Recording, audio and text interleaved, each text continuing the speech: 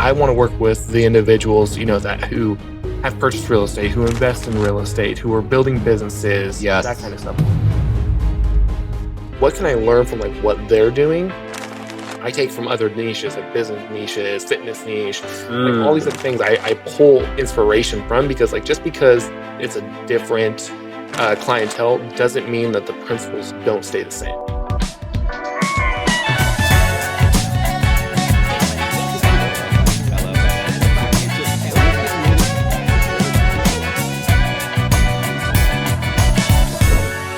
All right, everyone, welcome. New episode of Real Estate versus Technology Unleashed. That means anything can go. Super excited. Over 500 episodes on the show. Absolutely crazy.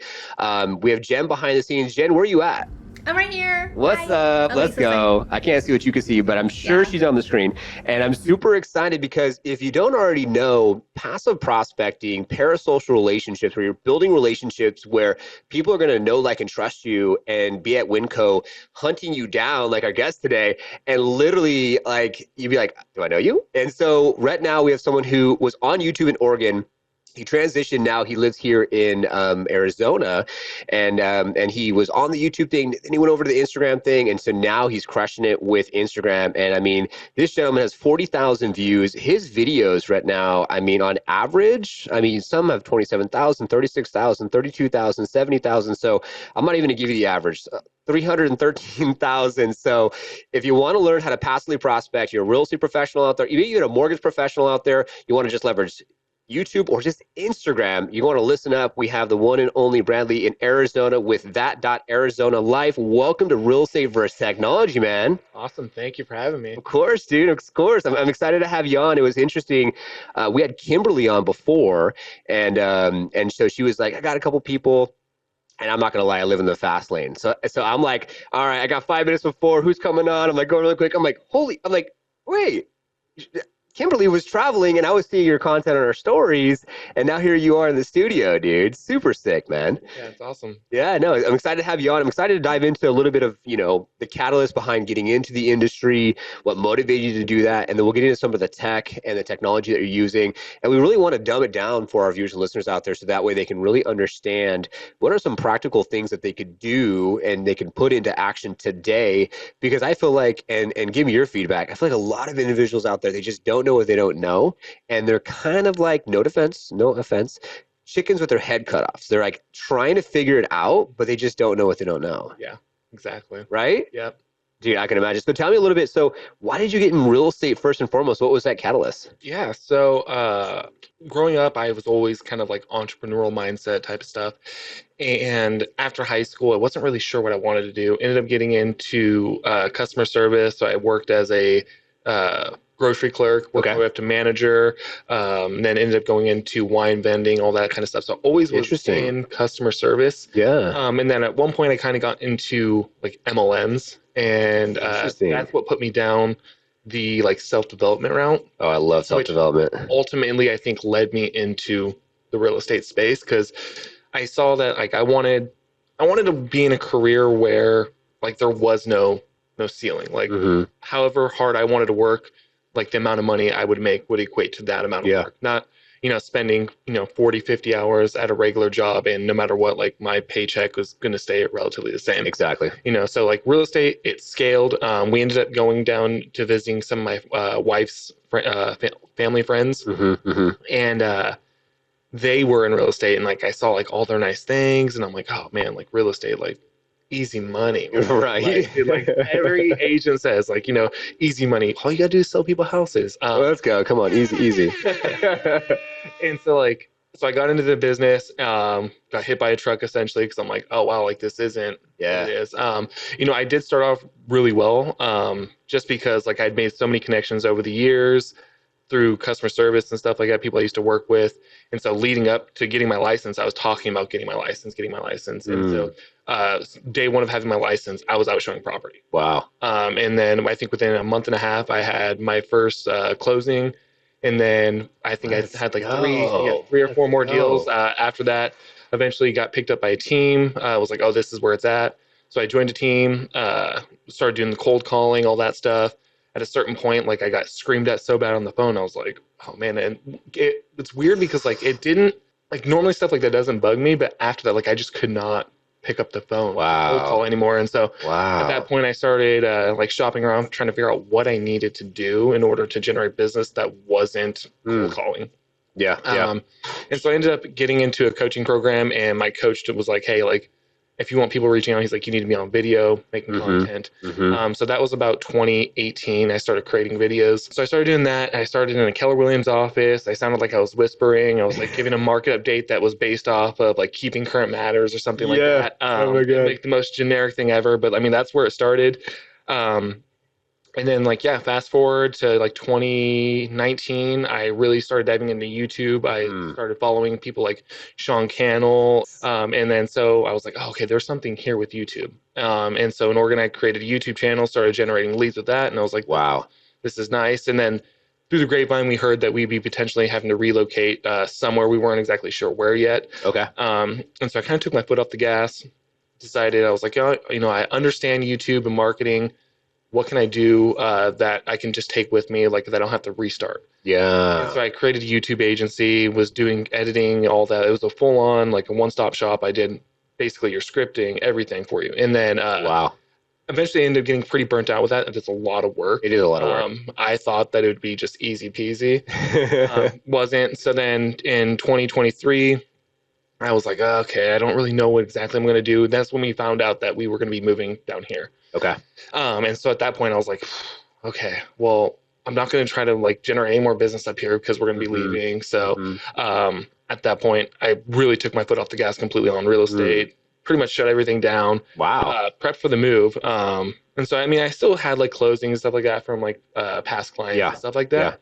And then we made the move down here. Honestly, when we moved down here, I was like, I don't even know if I'm going to stay in real estate. Wow, really? I was like, I don't know if I'm going to get my license again. I was like, I don't know what I want to do. And then one of my wife's coworkers, she was moving down. She's like, when are you getting your real estate license so we can buy a house? And I was like, I mean, I wasn't really planning on it, but I was like, I guess, you know, whatever. I need save the commission. It could be on the down. And so then got my license, and then that was back in, I think July last year is when I got my license down here. And so I had one closing, and then I was like, what am I going to do? I don't know anyone now. Like back home, a lot of my business came from, you know, my SOI because I was born and raised there. So all that business came in. I was like, I don't have that now. I was like, I know no one. I was like, how can I get known fast and quick? And so I was like, okay, well, I had a friend over in Carolina, and he was crushing with Instagram. I was like, you know, maybe I'll try this. So back in November, I was like, I'm going to commit to doing a minimum of one post a day. Okay. And it'll be all hyper-local content all around living here in Arizona and just talking about developments, all that type of stuff, and we'll see where it goes. And so then after about a month, I had the mayor of Peoria reach out, and he was like, hey, he's like, love your page. We'd love to invite you to a mayor's dinner. And I was like, okay, something's here. And then about 2 weeks after that, I got my first lead on TikTok, and I was like, okay, like this is real. Let's go. This is real.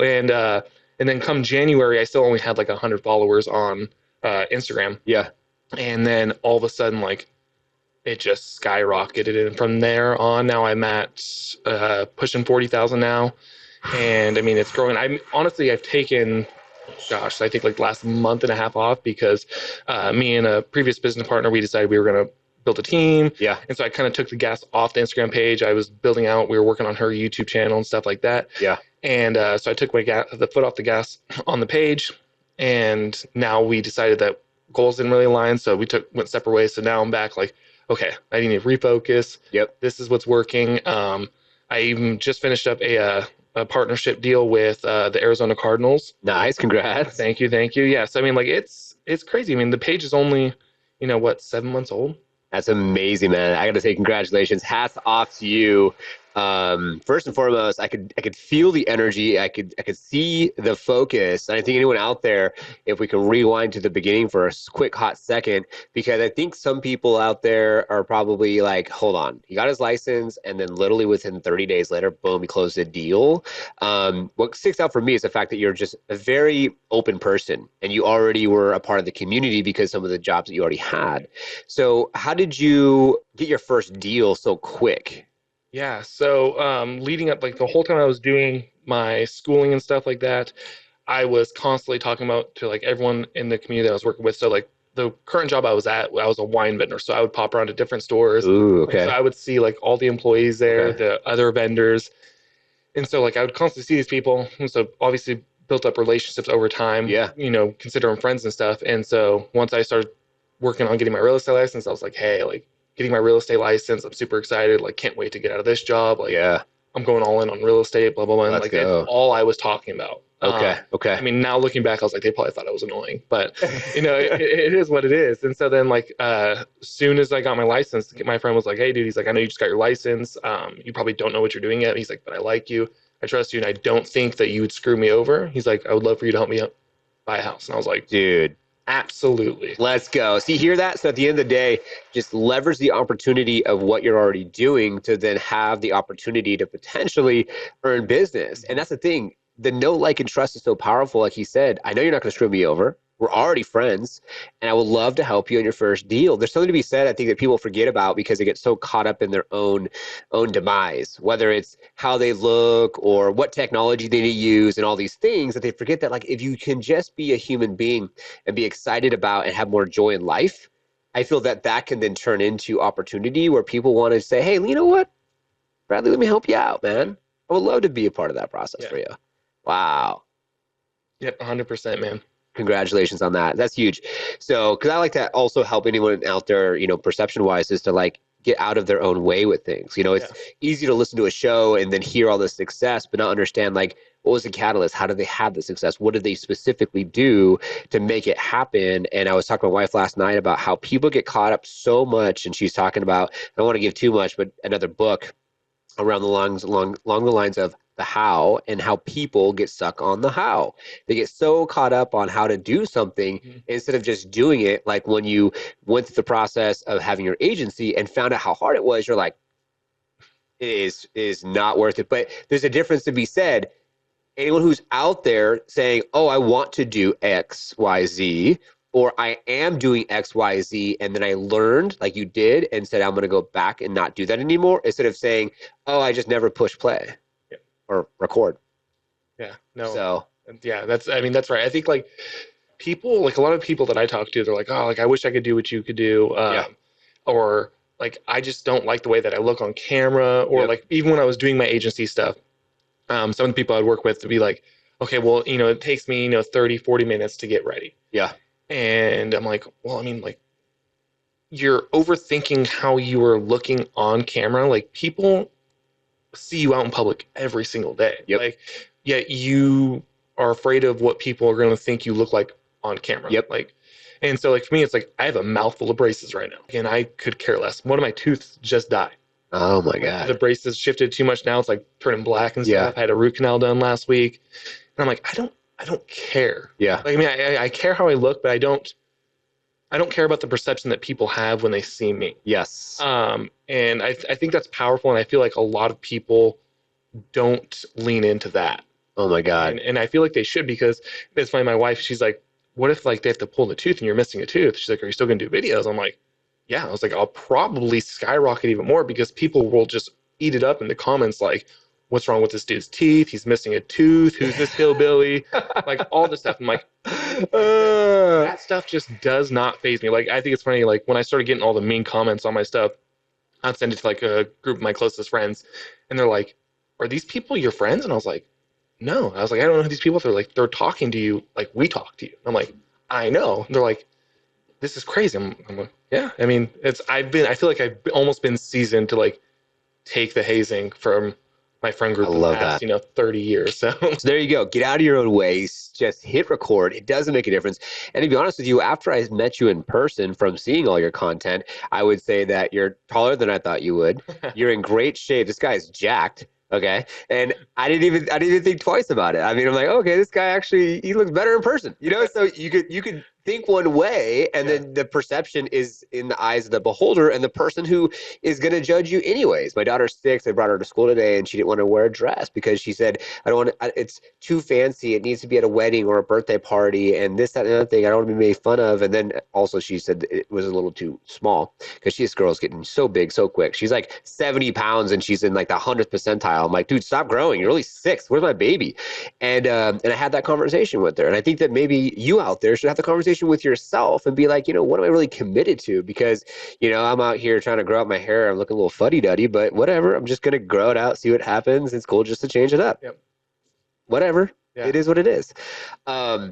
Okay, so let's get into, I want to start a little bit into the tech world with the video side of things. I know a big thing is what phone or camera do I use or mics do I use, editing software that I use. And not that I want to get into every single detail, but more so like when you first got started getting onto YouTube, before we get into the Instagram, because I feel like Instagram could be a lot of where you're coming from, and maybe you came from Instagram now to watch this show, and I want to get into all of that very specifics closer to the end of the show. But before then, what did you do to get into YouTube at the beginning? Just getting started, what did you do to get started? Yeah, so I just started with my cell phone. Like I said, like I wish maybe I can send to you guys to plug it in if you want to. Like Yeah, we got it. I have my first video I was doing vertical, so this is before like short form content was even a thing, really. Okay. Right? I mean, like I guess it was there was Musical.ly or whatever, but it wasn't what it is now. And so I recorded the video vertically, sitting in Keller Williams with awful lighting. Okay. And I was afraid of anyone in the office actually hearing me, so I was whispering. I got one comment on that video, and it was, "Why does this dude sound like he's whispering?" Oh my God. I was like, "Oh man." And so I started with my phone, no mic, nothing. And then after doing like research, I realized, okay, it was like audio is like a big portion of this. So I invested in some like cheap lab mics. And then now really it's just like an unhealthy habit of purchasing tech stuff that I don't actually need. I just buy it because I want it. So it's a write-off. Yeah, it's a write-off. I tell myself all the time. I love it. I love it. So so vertical 9x16, if y'all out there don't know, and then horizontal 16x9. I do really like that. I like the fact that you identified that you were whispering, identified that it was horrible lighting, so you changed that up. And you're doing something before people were doing it in the first place. And it was awesome that you're already getting feedback in the videos anyways for whispering. Yeah. And I think that on my side, I love the golden hour. So like first thing in the morning when the sun's first coming up, or in the afternoon when the sun's first going down, and then you get that beautiful, if you're outside or even if you open up a window and the sun's coming in. Do you use that to film, or are you filming just now for lighting? Do everything in my office for the most part. So up until 2 weeks ago, I had my daughter with me at home all day, but she started school. She's kindergarten now. So I've actually literally everything I've done up to this point has always been as a part-time agent. Okay. Wow. All part-time. So I'm on week 2 of being a full-time agent right now. And let's go. Congratulations. So it's super exciting, right? And so there's times where like my wife was working from home, she would need the office. And then my daughter was there. So like I would literally set up on my kitchen table. I have a big window, like kind of like you have here. And I would set up my MacBook, and I was literally using my MacBook webcam. Perfect. So some of the videos on my Instagram page are filmed on my MacBook webcam in front of the window. And honestly, they look better than my high-end camera. Wow. Is it the new MacBook? Yeah. Okay. Yeah, gotta get the new MacBook because the older one, the 16 plus, in time frame, wherever you're watching this, they didn't have the 1080p. I think it was like 720 on the older ones. Yeah. Okay, interesting. Okay, hold on really quick. I just want to just wait for a second and just slow down. The man said part-time, okay? Not even full-time, but like 2 weeks ago. And this guy's over here. Last video is like, what, 10,000 views? I mean, are you kidding me right now? Like, that's crazy. There's full-time agents out there banging their head against the wall because they're so caught up in the how when it doesn't even matter. It's just like, get out there, get the content filmed, and just make it happen.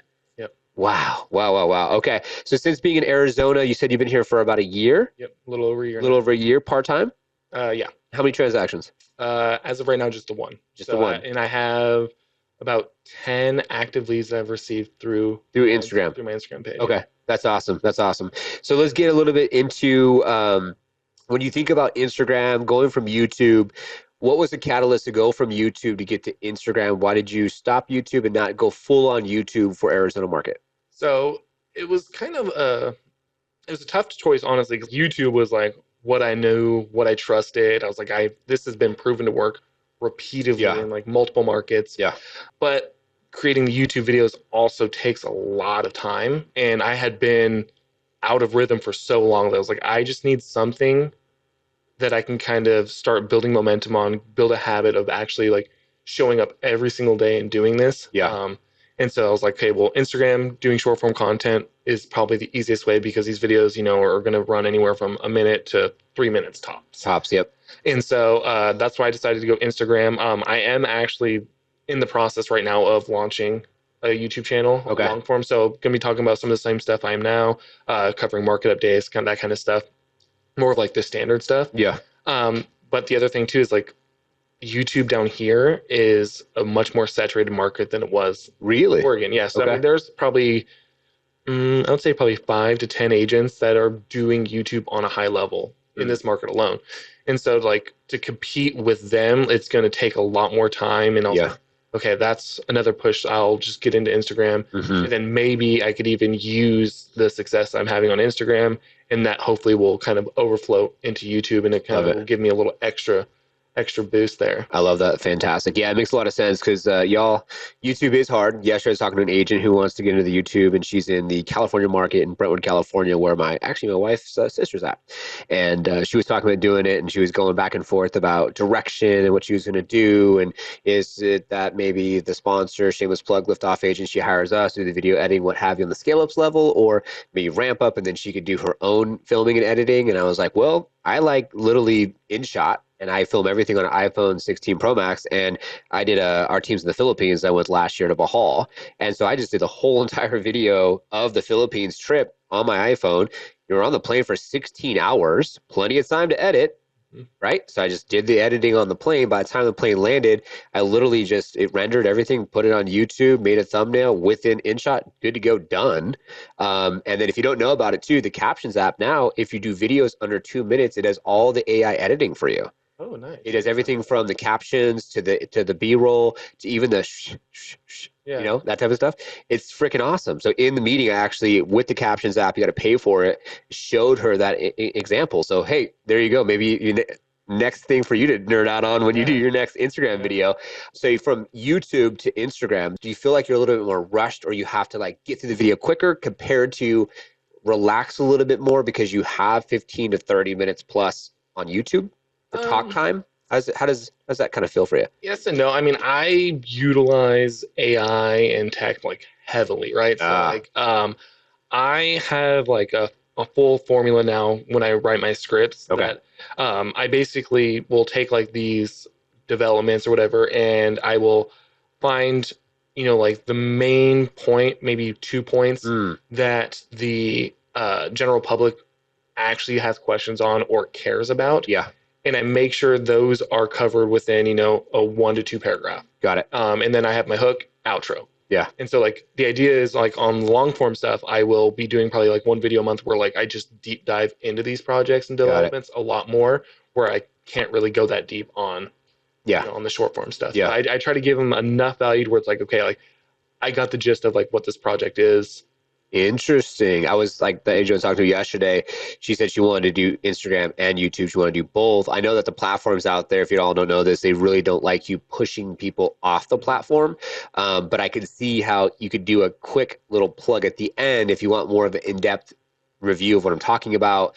Drop the word whatever, mini chat, boom, link, DM, sent off to YouTube. So who knows what happened with that. I'm curious to see as you grow, with this process, what the outcome of success will be for you on that. So my actual plan for doing stuff like that is, rather than linking directly to the video, like if I say like you want more information on these developments, say this, I will actually link them directly to my channel page, not the actual video.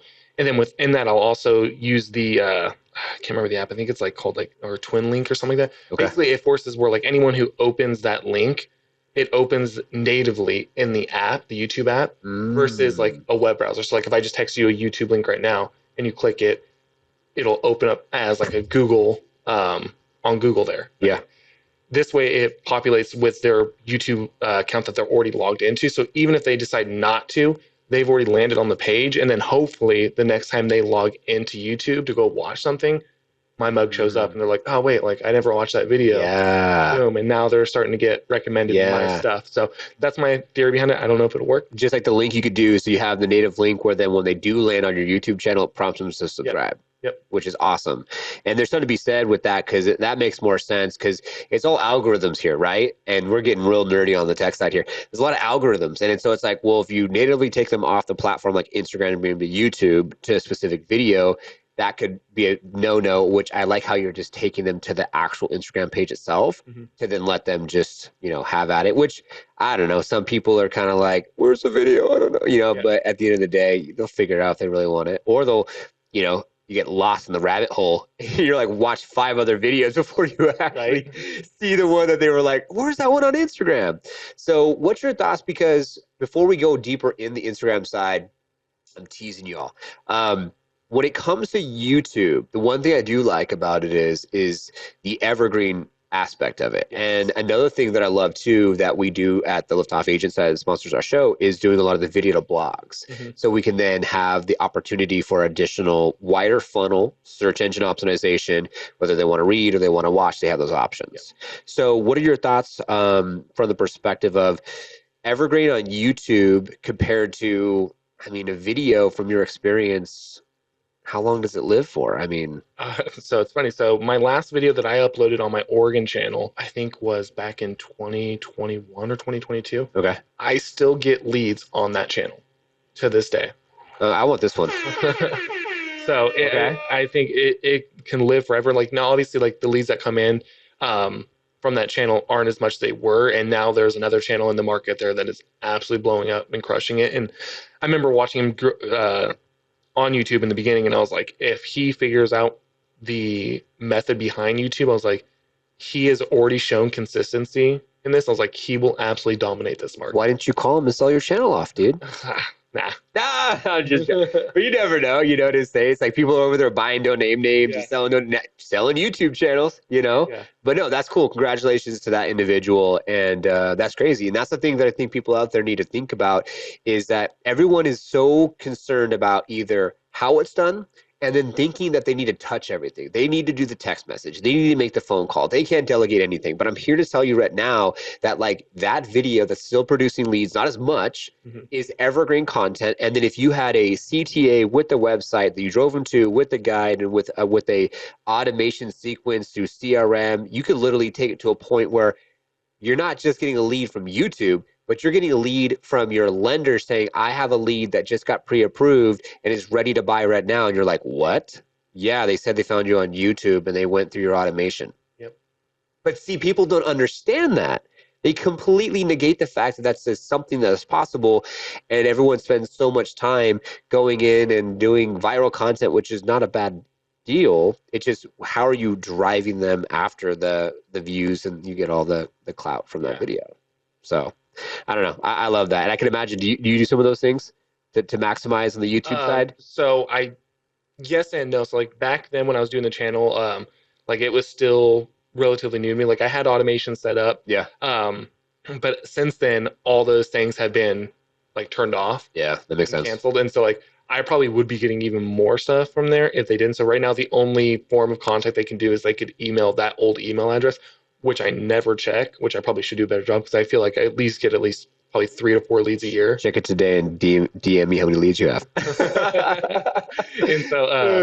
And so, yeah, because by the time I reach out to these people, either they don't respond or we actually ended up buying a house 6 months ago. And I'm like, man, I probably should check this email more often. But it's it's just something that gets buried and I forget about it. And I'm like, oh, I wonder if anything's come through there. And I'm like, oh, sure enough. Yeah. I love that. Okay. So we're already at the halfway mark. Can't believe it's been 30 minutes in. And I want to start to transition into the Instagram side. And what I want to also lead to is telling individuals out there, before my wife and I moved from California 5 years ago, we found a YouTube channel. We were doing the research, and my concern was safety, growth rate, up and coming. Gilbert was it, and so we bought this house sight unseen. It was 441, worth like almost $800,000 now. And so we got in at a perfect time, 2.75, can't complain on the rate, right? I mean, you're talking like $1,800 a month for a 3,300 square foot, 6-bedroom house. Winning. No, but we also like to share. So that's why I'm here today. One of the rooms is the studio. And so I nerded out on all that. And the one thing that caught my attention when I was looking at your Instagram, and links are down below, check it out, the.arizona.life, is the fact that you're talking about Target and Apple and all of the up and coming developments, Dutch Bros, where like someone like myself wants to know what's going on, because there's so like, there's going to be hate, of course, but for someone who is invested into the market or invested into Arizona, also has a tech marketing company here, also is an investor here, has Airbnbs here, I'm looking at your page specifically to be like, where do I want to buy next? Where do I want this Airbnb to be? What's the growth look like? What type of jobs are coming in? Okay, you have Intel, you have Apple, semiconductors, all the stuff that's happening, and you're the catalyst of that. So I can imagine people are not just watching your channel from the perspective of like wanting to buy or sell or be entertained or just be a meme, but they're also getting data and information. And if you don't already know, the 7 triggers to yes states that if you do something for someone else, by default, they'll want to do something back for you. And so you're giving all this invaluable information where people are like wanting to probably send you referrals of their friends and family that want to buy a home, just because you're educating them on things that now is turning into so many other pieces to this puzzle, whether it's a job for their relative at Apple or it's a friend of a family member that wants to buy or sell. I mean, I'm sure you have stories. Oh yeah, no, actually, so it's funny as my lender partner, he's like, hey, he's like, I just got a buddy of mine from Seattle just sent me this video, Yeah, and was like, hey, you need to follow this guy. And he sends a screenshot of my most popular video, which is the Apple video, and it's got like 2 million views now. He's like, oh, he's like, I actually literally work with that agent all the time. So, wow. so it's like it's the reach that these videos are having, even though they are hyper local. Because it means like, especially here in Arizona, where it's like so many people are relocating here. Yeah. That these videos like they pique these people's interest because, like you said, as someone that's coming here, like these aren't necessarily designed. I think depending on like where you're at, like tax bracket wise, right? Like if you are moving here and you're a first time home buyer, like you're probably not thinking long term investment. You're not thinking like, okay, what developments are happening? So like this stuff probably doesn't really apply to you. Yep. But to my ideal client, it does because I want to work with the individuals, that who have purchased real estate, who invest in real estate, who are building businesses, that kind of stuff. Like that's the stuff that I'm interested. That's the interest people that I'm interested in working with, right? Yes. Like people that not only can I help on the real estate side, but like also like what can I learn from like what they're doing and like also apply because like I take a lot of what I'm doing here in the real estate business. Yeah. I take from other niches like business niches, fitness niche, like all these other things I pull inspiration from because like just because it's a different clientele doesn't mean that the principles don't stay the same. Ooh, I like that, dropping bombs. So interesting enough, what came up for me as well is like, if you're going to look the stuff up to find out what's going on in your hometown anyways, why not be a servant and serve your audience and post a video about it because you're doing the research anyways. Exactly. Hello. Okay, so getting into a little bit more of the brass tacks. So you're gonna do a video. It's gonna be for Instagram. It's a short form, 1 to 3 minutes tops. What type of research are you doing before you actually hit record? And how many videos are you doing? Like, are you batching this content? No, I'm not batching. That's the only real negative I have to say about like the type of content I put out is like batching it is hard because it is so like what is happening now, what's happening today. Yep. And so that is the one downside I have for it. As far as research goes, I use a bunch of different AI apps. Like I use like Feedly. Have you ever heard of Feedly? No. So it's like a curated news feed where like I can like plug in websites and it'll track the websites. And so I open my phone up and I can scroll through in the morning and I can see all the newest like news articles that have dropped. Got it. And so I'll go through and I'll be like, okay, like here's one on TSMC. I'm like, hey, I'll pull that in. I'll plug that article into ChatGPT and then I'll say like, hey, can you find me more articles based around the same topic? Yeah. That I can get more information on like what's actually happening. Yeah. And so then I'll do that and I'll get the summary and then I'll use ChatGPT to help me like curate a script for it. Interesting. Yeah. Very interesting. And then it's great too because ChatGPT is something that I used as well. I think I just did my 200th video on our Liftoff Agent Instagram or YouTube channel. And ChatGPT is great. I mean, it'll help you with the thumbnail, the copy, the hook, the scripts, everything. And if you have an editor, you could literally just like pause, collect your thoughts. Okay, continue, and then you just keep recording, and then they can just cut out all the stops, the pause, the hey, continue, and then keep it moving.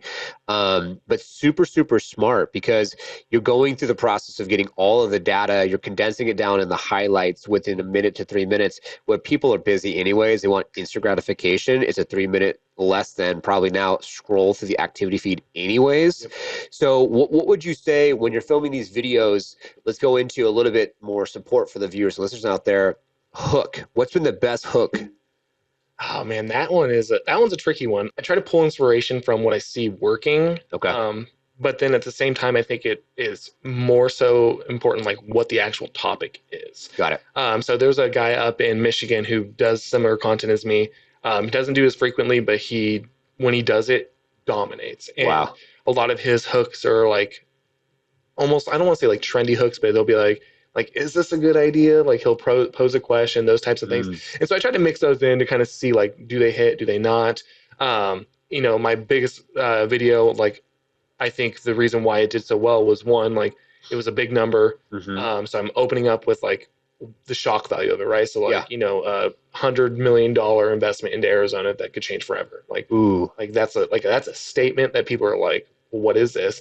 And then I immediately followed up with, and these are the 3 reasons, or what was it? It was like and this is the 3 reasons why, like how it impact you or something along those lines. So it hits them with a bold statement, and then it follows up with like why it actually matters to them. Yes. Because at the end of the day, like people are naturally self-centered, right? Like we care like, how is this going to benefit me? Yes. And so like I try to convey like what the impact is going to be on the viewer versus being like, hey, like this is my opinion, or like I try to keep my opinion on the matter out of it and be like, hey, like this is the information, take what you want from it. Yes. And let me know what you think. I love that. I love that. See, that's where we get out of our own way. We hit record, let the other people tell you how you look or how whatever, and it doesn't even matter.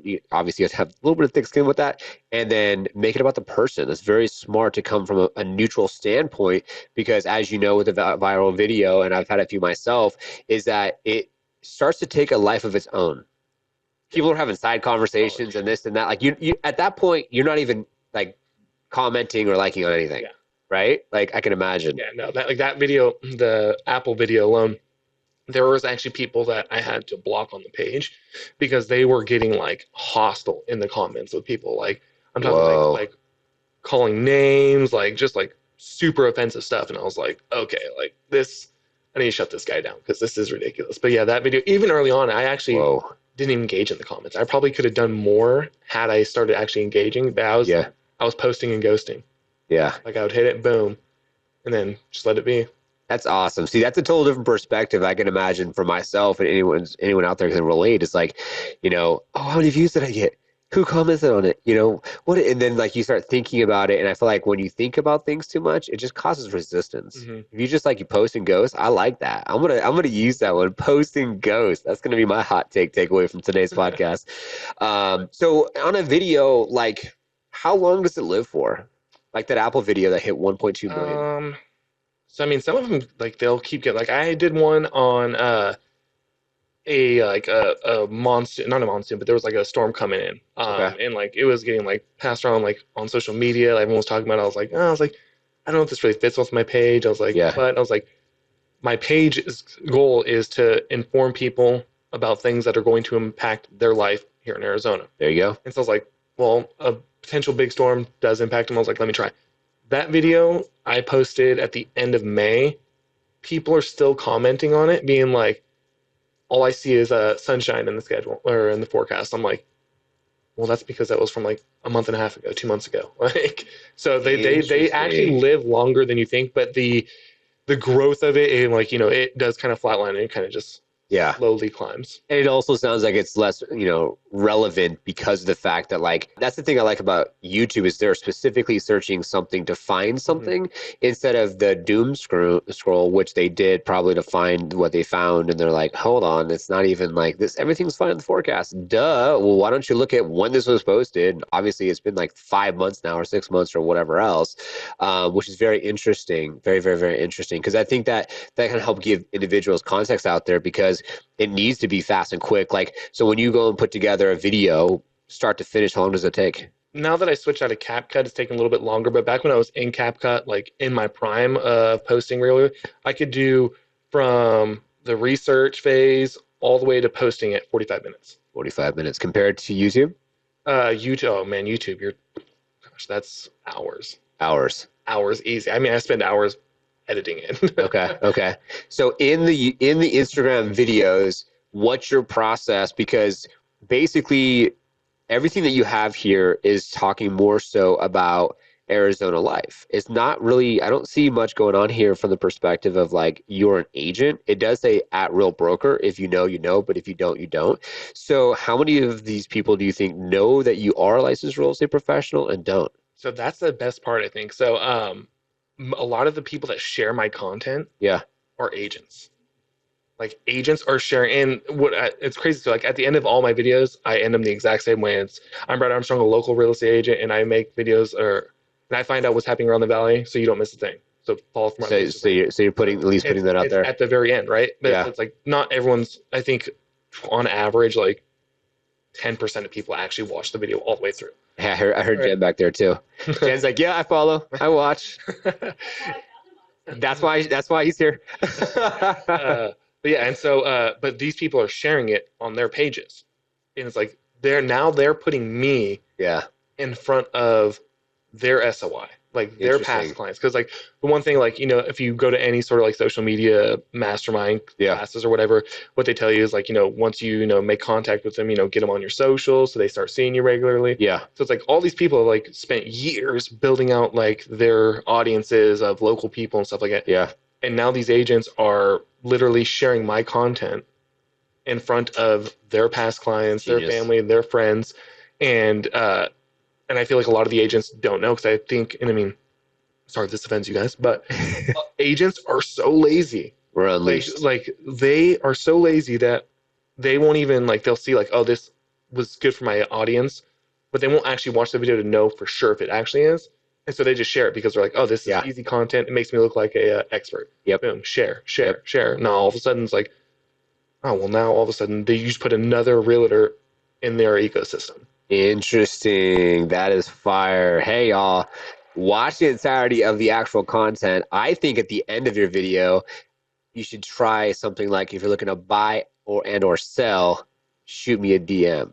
Yeah, so I have done that, and so I Did do you that. and you get people that Yeah, so I choose carefully, right? So I ooh, don't want my feed to become where I sell. So like ah, my theory is the feed is value based. So that's what gets people there. okay. It's where they can get the information if they never want to do real estate transaction, totally be it. I do a lot of selling in my Mm. stories. So Ooh. stories you can use polls and things like that to engage a lot of people. For Yeah. instance, I did a poll, gosh, about a month and a half ago, 2 months ago, that ended up generating potentially like 150 buyer leads. Wow. And it was I said something about interest rates, and I was like, if you are interested in, or no, what it was like on there was like, I would buy a house if interest rates drop below 5% again. Never buying, and this post is a joke or something like that. Basically, give like throwaway options to boost engagement. Anyone who responded on under 5%, and I messaged him and I was like, hey, I was like, if you'd be interested, I can put together a list of new construction builds that are offering incentives on under 5%. Mm. And out of that, I got I think it was like 30 or so emails collected that Nice. I put on those. So it's like this stories is where the selling actually takes place. I Wow. see the feed more so as where I can give value without anything in return. Yeah, yeah. I do if the post warrants it, I will say. Yeah. Like there was one I did a couple of days ago that was on out in Buckeye, and I was like, hey, if like you're trying to get away from like this traffic mess that's out here, message me and we'll come up with a strategy. So like I choose wisely which ones I plug Smart. in on. Smart. I don't want to inundate people with like, hey, I'm a realtor, I'm a realtor, I'm a realtor, because then at that point I feel like I'm going to lose the trust in the audience and people are going to stop watching because they're going to think all I'm trying to do is sell them. When Yeah. at the end of the day, the goal of the page is really to become a media company that just happens to sell real estate. So on average, view count stories. Ooh, stories. I would say about 35 to 4,000. 35 to 4,000 views. Like that is huge. And I feel like the magic is in the stories. I mean, straight up met my wife on Instagram.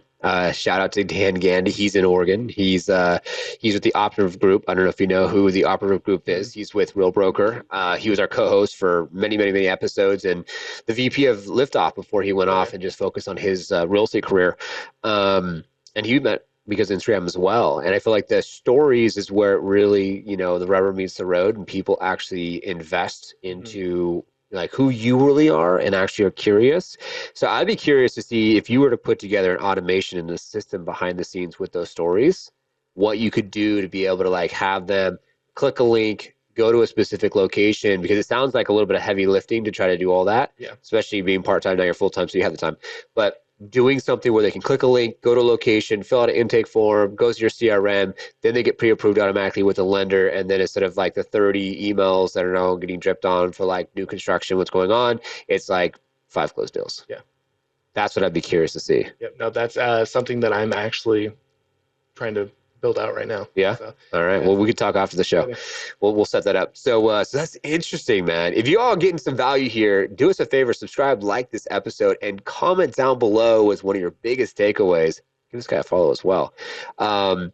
And we have some time, so I wanna kind of switch the roles a little bit and kind of give you like the reins. Like, is there anything that you want to kind of dive into as far as you're seeing in real estate or tech, or something that you're going to start to explore that maybe you want to intrigue our viewers and listeners about? Yeah, I think AI is a big thing right now, and I mean I think it's also trendy in a sense too. And I think a lot of people don't use it in the way that it should be. Like they want it to be used in a way where like they're hands off from it. They're like, okay, cool. Like I'm out. Okay. I don't have anything to do with this now. Like it's all done AI, and I feel like you lose that personalized touch. And so like I would challenge anyone that wants to do what I'm doing or anything along the lines and use AI to like really put your personal touch on it. Like you still like all the scripts and stuff that comes back from like ChatGPT and all that stuff for me, like I'm still reviewing. I'm making sure that like ChatGPT is like remembering like, hey, like this needs to be written in Brad's tone. Like that's another key thing too, is like people will plug the scripts into ChatGPT and you can tell like there's like a few different agents in the market that are doing the same types of videos I am. Yeah. And I can go through and I can listen to both their scripts and I'm like, you guys definitely just plug this into ChatGPT, spat it out, and now you're reading it. And so like actually like working with ChatGPT, and like it takes time. Like when I started my project file for that Arizona Life on ChatGPT. Yeah. I spent probably a good like day and a half, 2 days, like going back and forth, being like, no, like this is it, giving it like old transcripts, like just actually talking to it and being like, hey, like this is where we need to be. Like this is where I'm at. So utilizing AI, I think that we're going to see a big influx of AI generated content. AI avatars. For instance, a friend of mine, Josh, he's over in Jacksonville. Okay. He's doing the exact same thing I'm doing, 100% AI. He's not even in the videos. He doesn't touch the videos. Like, wow. He has a VA that sources the articles, writes the scripts. He approves the articles, so he'll see like, okay, like, well, this one's a kind of a touchy subject. We're not going to do that. Got it. But other than like approving which article they want to write on, he doesn't watch the video. Interesting. Like it literally gets posted into HeyGen. He uses, I believe, 11 Labs for the audio. Okay. And posts it. He's grown, I think he's up to like 20,000 followers now in like less than 6 months. He's generating leads. Like he had a guy come up to him in his church and was like, hey, like, I want more information on this. And he's like, hey, I have to be honest with you. I don't know what you're talking about. Like that's an AI. Like, and I feel like if you are aware of AI, then you can spot it. But I think the general public is so oblivious to it that they don't notice. And so it's something I thought about trying to implement is something along those lines. Yeah. However, I don't know if AI is there yet. Like I'm a Yeah. very animated person. Like I Yeah. talk with my hands, like I talk fast, I get super excited, and I don't think AI can mimic me just yet. Mm. I thought about playing with it because I was like, this is something I could implement Mm-hmm. back in Oregon. And I was like, I have connections. Like Yeah. my face is already recognizable there. Yeah. I was like, I might be able to like just test it and see if it would work for me there. And so I Interesting. thought about it, but I'm like, that's also just more time like Yeah. shiny Yeah. object syndrome. I was like, I need to Hmm. lock in on this first. Yeah, entrepreneur, right? As you're an entrepreneur, it's so easy to get caught up in all the bright, shiny lights and things that you could do. Yeah, I see that being a thing. I know that YouTube just came out with the big thing about demonetizing pages because of AI. They're not really wanting that so much because of the AdSense. Mm-hmm. Doesn't make a difference if you're still getting the views, because if you are a real estate professional and you want to potentially bring in leads, it doesn't make a difference. Now, I will say that you do have to be very careful because, psychologically wise, you're building know like trust. And if an AI is building know like trust, like the gentleman you're talking about, and then go to the church and the pastor comes up and it's just like, got to be honest with you, then that could potentially cause issues from a friendship perspective. It can make you feel like, well, I thought it was this, but now it's that. Like, are you a fraudster? It's like, well, no, I'm just using this technology to save me time and, not being unethical because I am educating and I'm putting out good information. But the problem is then you're losing touch of your business. And so it's one thing to do it, but it's another thing to read the scripts, know what's going on. And then also potentially having a system like someone on the back end who could be like a VA that could read all the comments and like maybe like if there's anything like you got 1 through 10, top priority, top 1, 2, send over like, hey, here's the comments for people that are interested. Stuff to so you almost have to build a complete ecosystem around the standard procedure so that way you don't lose out on potential opportunities with that. But yeah, man, I mean, I'm seeing everything. I'm seeing the OnlyFans stuff too, which is crazy. And then you have to think about ethics. It's like, well, now psychologically you're looking at, someone that's not that person, and then the emotional sense of the awareness, especially if you're talking about something in the OnlyFans world, then you could really screw someone up mentally, right? Because they're like, what's real? I don't know. Like, I love this person. No, you don't. No, you don't. It's fake. Yeah. Yeah. No, I think that me play devil advocate on that too is like I was talking about it with another friend of mine, and I think that people, lazy agents, will Yeah. see this working for people in other markets and they will go all in with it. Like they Yeah. have the budgets, they can afford to pay for it, and they'll do it. And we're going to see this influx of just heavily AI created content Yeah. to where, like, if you are willing to put the work in and actually be the person, you're going to stand out even more. And Yeah. so that's kind of like where, like, I'm hedging my bets. Yes. Like, I'm using AI, uh, but I'm trying to make sure I'm not over reliant on it. Where Yeah. like if platform goes down, I can still function. It might be a little bit slower, but I can still do the work Yeah. if I need to. Exactly, 100%. Because I think the biggest issue too is that for y'all out there, it's fine. You go on Instagram, you send out DMs. It's fine. You go to open houses, you door knock, you make phone calls. You're trading your time for money. Okay, that's fine. And then you get into AI, and you're like, oh, well, now I'm going to do AI, and then they're going to do my videos, and like that's great. And I have to press upon the fact that, and this is where I preach all the time, is your SOPs, standard operating procedures, KPIs, key performance indicators, to really focus on income producing activities, which is like, hey, okay, cool, you're going to do the social, you're going to do the AI generated video, but let's think about if this, then that. Like, what is the top of the funnel? What's the middle of the funnel? What's the end of the funnel? And let's be methodical about the process, right? Because I think so many agents out there, if you don't already know, 90% of the business is done by the top 10% of real estate professionals. So they have the money. They have the money to hire VAs, hire companies like, say, our sponsor, Liftoff Agent, to be able to like do some of these things, which is smart. But also, how ethical are you being? Yeah. That's where I feel like the ethics is going to be a huge issue. Making sure you're still showing up as a human and not just trying to do it because you want to make a buck. Yeah, no. And I think like another thing that like scares me too is like I'm getting noticed out in public more and more now. Like if someone approaches me and they want to say like talk about like one of my videos, like I want to be able to at least like have like some sort of idea what they're actually talking about. Like, I might be like, listen, I do a lot of videos, like I kind of know what you're talking about. Like I was doing some like model tour homes in Buckeye like a Okay. month and a half ago, Yeah. and a guy was signing the papers on his new construction home. He's like, hey, he's like, dude, I love your page.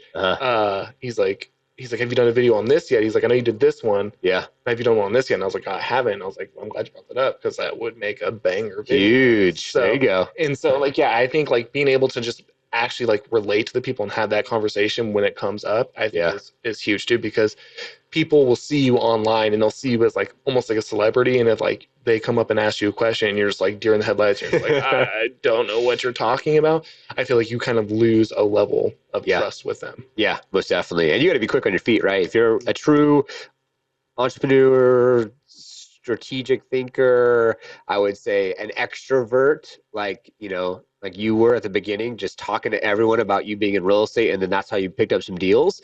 Maybe you can navigate saying like, oh, show me what video, you know, and then maybe, you know, if you're quick on your feet, you could do that. But at the end of the day, I think that, you know, there's something to be said about the tortoise and the hare. And I think that, you know, a huge thing to think about from this episode is that, yeah, you could be the hare, but do you really want to fall on your face and have to go backwards because you really screwed up, but then you had all this money and then you lost it all? Or would you want to just take your time and go slow and steady, wins the race, and get to a point where, like, that's what I've done with this company. Like, you know, it's been almost 11 years, you know, and I could say I could be here or there, all the things, but it was supposed to happen the way that it did happen to really build the credibility, really build a foundation, really understand now what I know to hold a conversation like this. Yeah. You know, so I don't know, but I hope you guys found something today that you could really, you know, take from the episode, because this has been a really good tech focused podcast. I gotta say, shout out Jen back there. She hit the nail on the head here and just home run hit. Do you have a question or anything behind the scenes? Put the camera on you; they can hear you. Oh yeah. So I have a question. Yeah. If you were to give one golden nugget to a newer agent to even close their first deal, what would that be? Ooh, I think it heavily depends. This is going to be a terrible answer, probably. It depends heavily, like, on the individual. Like, if you are an introverted, extroverted person, or introverted person, like, this probably won't be for you. If you are a naturally extroverted person, I think before you even consider getting your license, start marketing. Like, obviously you can't sell real estate, like, but you can still speak on it. Like, a lot of the stuff that I'm doing on social media, what other agents are doing on social media, this is something you could easily do long before you ever get your license.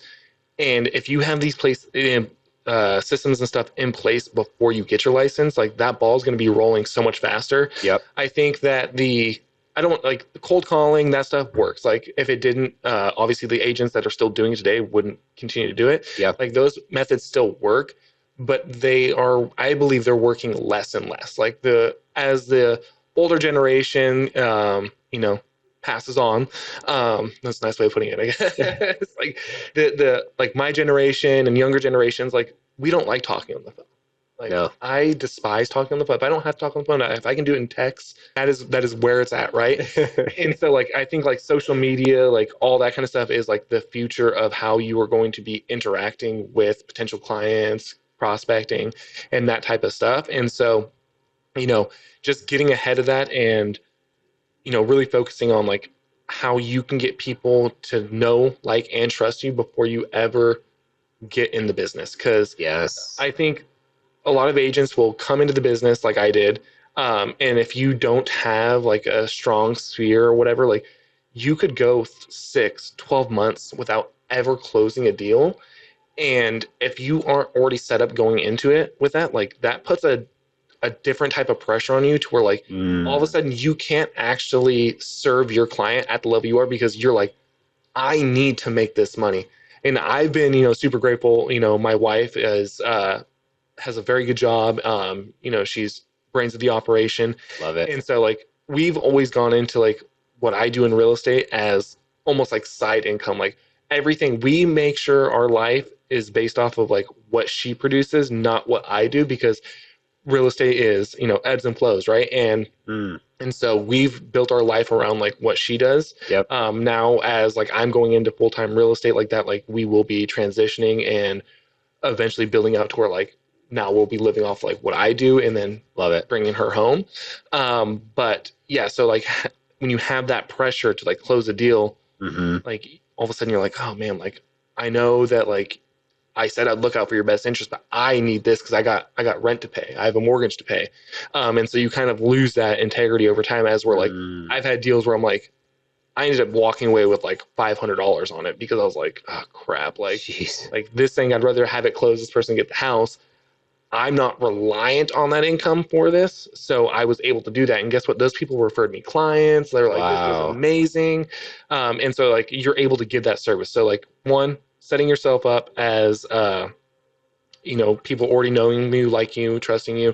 You know, fame is like the best. I think Sharon Srivatsa said it, but like fame is like the best marketing tool, right? Like you look at people like The Rock, Justin Bieber, like these people can launch lines of things that are not even in their wheelhouse, and they sell because people like The Rock, like his tequila. Like it might be mediocre tequila. I'm not a tequila drinker, so I don't really know, but I don't either. if it's like people will buy it because they like him. Amen. And so, you know, getting that trust factor and then just making sure that you are financially set to really take the dive because it's real estate's not easy. I mean, you are a one-man show. You're a marketer, you're a closer, you know, you're customer service, a psychologist. I don't even know how many times I've had like conversations with people. I'm like, I don't think we should be having this conversation. like you out of my wheelhouse. yeah. And so like, I mean, you're everything, at least in the beginning. And then you start, you know, hiring out marketing agencies and stuff like that. But yeah, that'd be my tidbit. I love that answer. And just to add to it, I mean, keep it simple. People like to be a part of your success. So like, hey guys, on social media, I'm thinking about getting my license, or I'm getting my license, I'm about to take my test. Like in the stories, talk about the journey, document it. I think that can help a lot with adding value, like you did when you're talking to everyone. And then like, you could even go into like 99 designs. So like build a logo and have like 10 options. You'd be like, hey fam, like, hey everyone out there, like we'd love to get your options. What do you think? And hey, I'm thinking about serving these different communities and cities. Like, do you think I should serve anything else? And like have people be a part of it. And then they'll be like, when they're a part of it, then they're a part of like you and your success and your business, even though they have their own jobs, their own family, their own shit going on. You use the social media to then tell the people what you're up to, and then you ask them for their advice or their feedback. Everyone has feedback. Everyone wants to be heard. And then they're like, oh my God, you picked my logo? That's so cool. Like, oh my God, you picked the city or the area I told you should serve? Oh, cool. And then you start filming videos in those areas, and they're like, oh yeah, I told him to pick that logo. I told her to pick that area. And then check out this video they just filmed that like I had no idea about this stuff in this area, but I told him to pick this area. You know? And it starts to snowball. So awesome. I think that another thing to just add that real quick is like, people, like when you're a newer agent too, I think that you are afraid that people don't want to work with you because you're new, right? And one, I think there's like two sides of that. One, like obviously like there are going to be people who just won't because you're new, and that's totally fine. Probably not your people anyways, right? But the people that do, it's like you are at the slowest point in your career that you'll ever be. So now it's like you might be this person might be your first client because what? They're getting 100% of your time. Like that, you're all in on. Like my first client, it was a terrible transaction, right? It was it was on an REO property. Everything had to be wet signatures. It was like a 45-minute drive to where they lived, and I was like missing signatures. I was new. I had like no actual like mentorship at the brokerage because they were going through like a big change, and so I was literally figuring it out on my own. I made like 3 or 4 different trips in one day because I kept missing signatures. And like, I was just brutally honest. I'm like, dude, I'm so sorry that like we have to keep doing this. I was like, 6 hours later. But here it is. Hopefully this is the last one.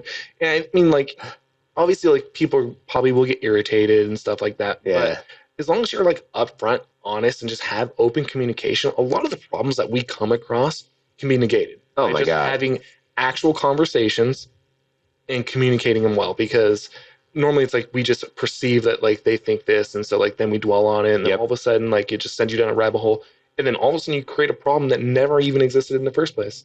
Be real, be upfront, tell them the truth. Makes it so much easier than needing to make a facade or pretending like you know something that you don't. Just tell them, I'm new.